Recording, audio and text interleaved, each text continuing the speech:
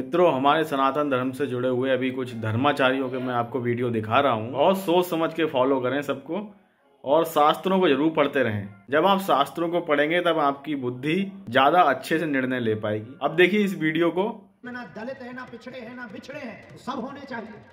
जब हम हिंदू ही बना रहे हैं तो फिर कौन इसमें दलित बच रहा, कौन इसमें पिछड़ा बच रहा? जब हम ये मैटर ही खत्म कर रहे हैं तो फिर तो सबको मिलना चाहिए अधिकार। और वर्तमान में ऐसा अधिकार सब जगह होना प्रारंभ भी हो गया है। तो हमारे शंकराचार्यों से और आचार्यों से भी प्रार्थना है, इस बात पर बहुत पुरजोर तरीके से व्यवस्था पर हम सबको समर्थन करना है। इस देश में अब ना कोई दलित है, ना कोई पिछड़ा है, ना कोई बिछड़ा है, ना कोई ब्राह्मण है। जब सब हिंदू हैं तो हिंदू ही मंदिर का पुजारी है। अब तो सुन रहे होंगे या सुन रहे हैं, उनकी माता हमारे लिए भोजन बनाती है, ब्राह्मण को मन का जन्म हुआ, हमने कह दूंगा तुम्हारी माता के हाथ का भोजन नहीं करूंगा, तुम तो विकृत हो गए ना। तुम्हारी माता ने तुमको कान पकड़ के चाटा नहीं मारा होगा। जब हम जाते हैं तो उसकी माता भोजन बना के पवाती है, हम समझते हैं कि ब्राह्मण लड़के ब्राह्मण है। अब जब तुम जाति का खंडन करते हो, तुम्हारे हाथ का पानी नहीं पीऊंगा ना, तुम्हारे हाथ का तुम्हारे घर का भोजन करूंगा। ये सब अवसरवादी है। प्रयाग है क्या? प्रयाग में एक तिवारी जी थे, उन्होंने मुझको अपना उत्तराधिकारी बनाया, अपना भवन भी मुझको लिख दिया, लेकिन मेरे हाथ का पानी भी नहीं पीते थे। इसलिए वर्ण व्यवस्था की बात करते रहिए, हम लोग खंडन करेंगे सब ध्यान मत दीजिए। हमारे दुरंगी चाल होती है, दुरंगी थोड़े रंगी हो जाए, सरासर मोम या पत्थर हो जाए। महाभारत और अभिज्ञान शाकुंतलम का अध्ययन करने पर यह तथ्य निकलता है, कर्म ऋषि ब्राह्मण नैष्ठिक ब्रह्मचारी थे। विश्वामित्र जब क्षत्रिय भावापन्न थे, उनके ओर से मेनका अप्सरा के गर्भ से शकुंतला का प्रादुर्भाव हुआ था। अप्सरा का स्वभाव होता है, उनका गर्भाशय इतना पुष्ट होता है, 1 घंटे के अंदर वो ओज को, तेज को, वीर को बेटा या बेटी का रूप दे करके जन्म दे देती है, पालती नहीं। अप्सराएं बच्चों का पालन नहीं करती, उनका स्वभाव होता है। शकुंतला थी, शकुंतला खेल रही थी, दुष्यंत जी गए, शकुंतला के रूप पर, यौवन पर वो मुग्ध हुए। महाभारत का अध्ययन कीजिए, अभिज्ञान शाकुंतलम का अध्ययन कीजिए। क्या कहा? दुष्यंत ने कहा अगर ये ब्राह्मण की बेटी होती तो मुझे क्षत्रिय का मन नहीं चलता, ये ब्राह्मण की बेटी हो नहीं सकती है। इसलिए अगर मातृ शक्ति का शील सुरक्षित रखना हो, जनसंख्या संतुलित रखनी हो, हर व्यक्ति का जीवन मुक्त और जन्म से हर व्यक्ति की जीविका सुरक्षित रखनी हो, शिक्षा, रक्षा, अर्थ और सेवा के प्रकल्प संतुलित रखने हो, तो वर्णाश्रम व्यवस्था को माने। एक विचित्र तथ्य है, एक होते हैं पर विरोधी, एक पर विरोधी, एक स्व पर विरोधी, एक है स्व विरोधी। इसी प्रकार ये धीरेन्द्र इत्यादि जो है नाम के स्व विरोधी है।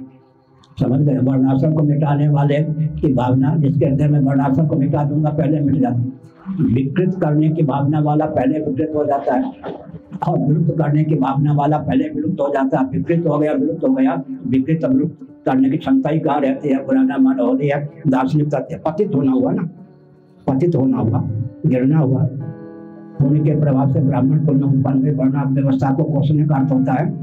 क्या अर्थ हुआ? क्या कोई अपनी बहू बेटी का विवाह दूसरे कुल में कर लेगा तो पतित माना जाएगा या नहीं? कहने के लिए वर्ण व्यवस्था खंडन है, या करके भी दिखा दो, समाज पानी भी नहीं तुम्हारा पिएगा, इससे ज्यादा क्या करें? मुझे रामकृष्ण आदि भी आते हैं तो वो वर्णाश्रम को चरितार्थ करने के लिए भूमि पाते हैं। जिनका नाम लिया जाता है वो नामी रामकृष्ण इत्यादि डटकर वर्णाश्रम व्यवस्था का पालन करते हैं, तो उनसे भी बढ़कर होगा क्या? भगवान नाम के बल पर तो राम, कृष्ण, शिव इत्यादि जिनका हम नाम लेते हैं। 3 प्रकार का सर्ग होता है, मैथुन सर्ग, उसके ऊपर मानस सर्ग, उसके ऊपर स्वयंभू सर्ग। मैथुन सर्ग में विवाह इत्यादि की मर्यादा निर्धारित है, निषेध है। मानस सर्ग में नहीं और स्वयंभू सर्ग में नहीं। मानस सर्ग में, मैथुन सर्ग के विरुद्ध कोई विवाह इत्यादि हो तो प्रातीतिक विकृति है, वास्तव में नहीं। इसलिए ये जो व्यवस्था है मैथुन सर्ग में लागू है। मैथुन सर्ग से ऊपर मानव सर्ग होता है। शंकादि की उत्पत्ति, नारदादि की उत्पत्ति मानव सर्ग है। भगवान ब्रह्मा की अभिव्यक्ति स्वयंभू सर्ग है, इसलिए वहाँ पर सरस्वती और ब्रह्मा जी का संबंध स्वयंभू सर्ग के अंतर्गत है, इसलिए वहाँ पर दूषण है ही नहीं। तो मैथुन सर्ग, मानव सर्ग, स्वयंभू सर्ग 3 प्रकार का सर्ग होता है। आगे हमारे यहाँ कुछ ब्राह्मण सरयू पारणों में अच्छे नहीं माने, उनके यहाँ ऊंचे कुल के लोग अपनी बेटी नहीं देते। उपाध्याय और चौबे, त्रिगुणायत, दीक्षित और पाठक, मतलब ऐसे जो हमारे सामने उदाहरण आए उनकी बात अलग है, नहीं तो ये हमारी सोच में ही नहीं था कि पिता के द्वारा भला बच्चों के साथ ऐसा कैसे हो सकता है, अपने बच्चों के साथ, अरे अपने लाडले बच्चे। अब मान लो एक किसान आदमी है, अब उससे कहा जाए कि 10-20 लाख रुपया, 10-20 लाख ही बहुत है किसान के लिए, क्योंकि वो एक खेती करने वाला आदमी जितने रुपए आएंगे गेहूं बेच के आएंगे, उसी में खाद है, उसी में पानी, उसी में परिवार का भोजन, उसी में परिवार की पढ़ाई और वस्त्र। अब वो उससे आप 20 लाख 25 लाख मांगो तो वो या तो खेती धरेगा और या फिर सोचेगा निपटाने की, कहां से 25 लाख दें।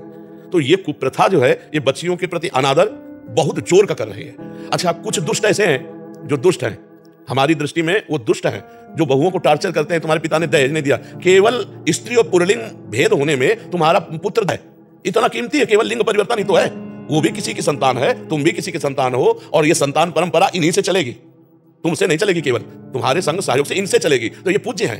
अगर ये आ गए धर्म पूर्वक हमारे घर को संभाल लें, इससे बड़ी और उपलब्धि क्या है। ये जो मांगना है पैसा, ये बिल्कुल। अब बहुओं को जो टार्चर करना है कि तुम्हारे पिता कह रहे थे कार देंगे, पिता की कार से चलने के लिए उत्साहित हो, अरे कमाओ, अपने बल से खरीदो और बहू को भी बैठा के घुमाओ। है बेटे के बल से लेना चाहते हैं तो बहुत है हानि की बात। उसने बेटी दी है, वो अपना सब कुछ देने के लिए तैयार ही है, जो कुछ पुण्य है वो देते हैं, गरीब से गरीब आदमी देते हैं। हमने देखा है गांव के, वो कर्जा लेके करते हैं, कर्जा लेकर के बर्तन भाड़े वस्तु देते हैं। अब उनसे कहो तुम कार दो, जिंदगी में साइकिल नहीं खरीद पाए, ब्याह में पड़ गया। हाँ, बहुत से परिवार ऐसे भी सामने आ रहे हैं महाराज जी जो एकदम मना कर रहे हैं कि नहीं हमें आपकी बेटी मिल गई। बहुत धन्यवाद, बहुत धन्यवाद। और हम कह रहे हैं कि भगवान उनका मंगल करेंगे, ये हम कह रहे हैं। रुपए से मंगल नहीं होता। किसी गरीब की बेटी अगर स्वीकार करोगे तो जीवन भर पूरे परिवार की सेवा करेगी।